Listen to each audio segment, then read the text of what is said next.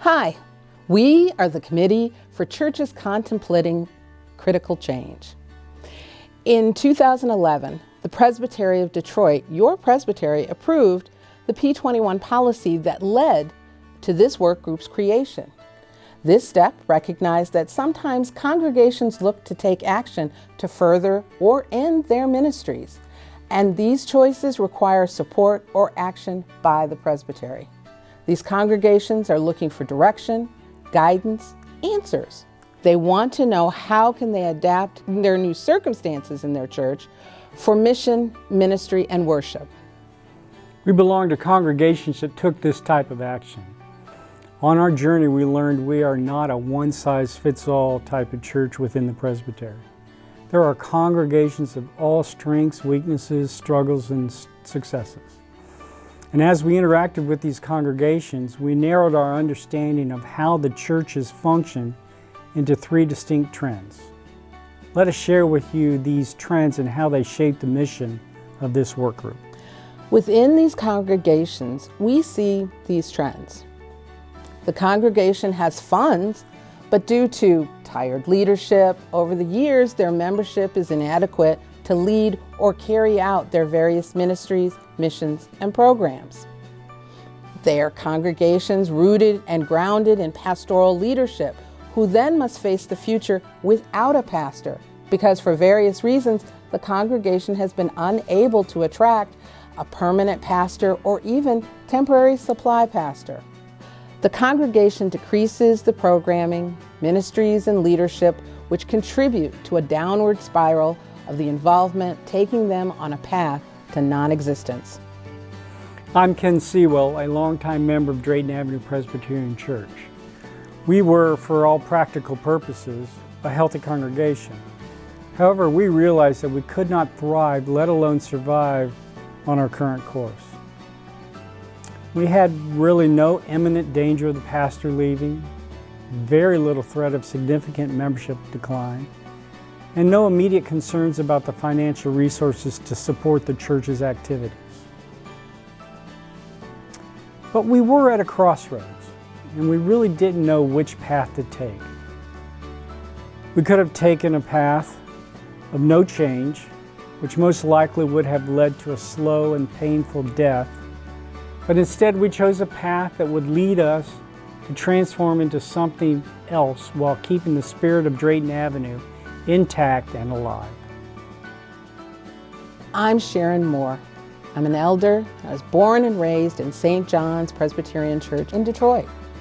We are the first African American Presbyterian congregation in Detroit, founded in 1919. We have 100 years of history. Like many other mainline churches, our congregation was older with stagnant financial growth and declining membership rolls. We were losing or had lost significant sources of money due to membership decline. The costs associated with maintaining the property were having a negative impact on cash reserves. We were a congregation with few new members and heading to serious financial distress. We were looking for resources to keep us going and to give us guidance as we watched the city of Detroit grow. We were looking for ways to match that growth. Hi, I am Don Treadwell. I'm a member of the Grosse Ile Presbyterian Church and have served as a ruling elder. We had the same pastor at Grosse Ile Presbyterian Church for over 30 years. His personality and sermons attracted many members. But when he left, so did some of those members. Subsequently, the church attracted a young pastor from out of state. His youthful and dynamic personality attracted many younger members. But when he left to head a church in his home state, many of those members also stopped attending Grosse Ile Presbyterian Church.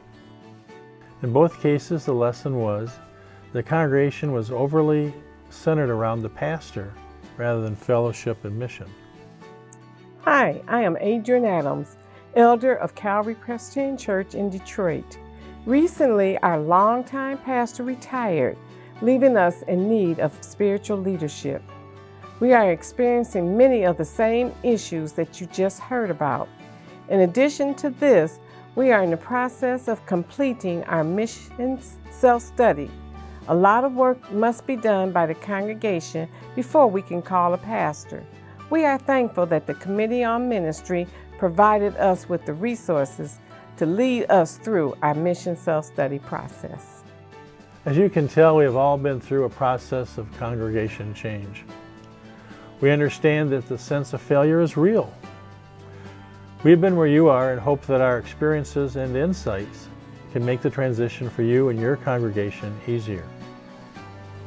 Presbytery recognizes that in the past we haven't supported our churches as well as we could have.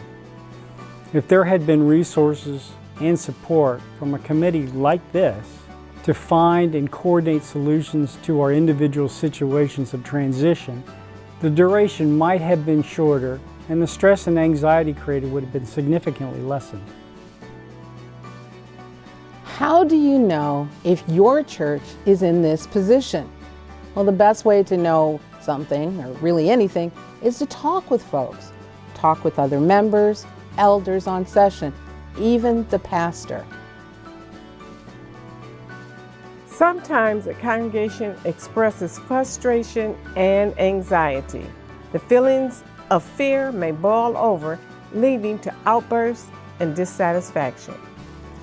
Perhaps session members realize they are in need and are looking for a resource to provide some type of guidance and direction.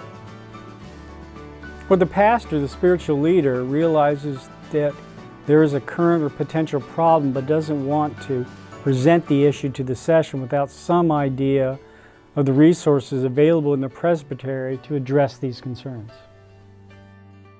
We don't pretend to know exactly what it's like in your church, but we can listen with an informed ear and a compassionate heart, and perhaps offer viable solutions. So if this or any of this makes sense to you, let's talk. What can you do if you believe this is your church's situation? Reach out to our committee through the presbytery, or join us at our next What to Do presentation, which will be listed on the Presbytery website and updated regularly. There are churches and congregations that have endured the pains of transition and come out the other side with a more hopeful future. Embrace that there is a plan for you with God leading, guiding, and directing. Take that first step.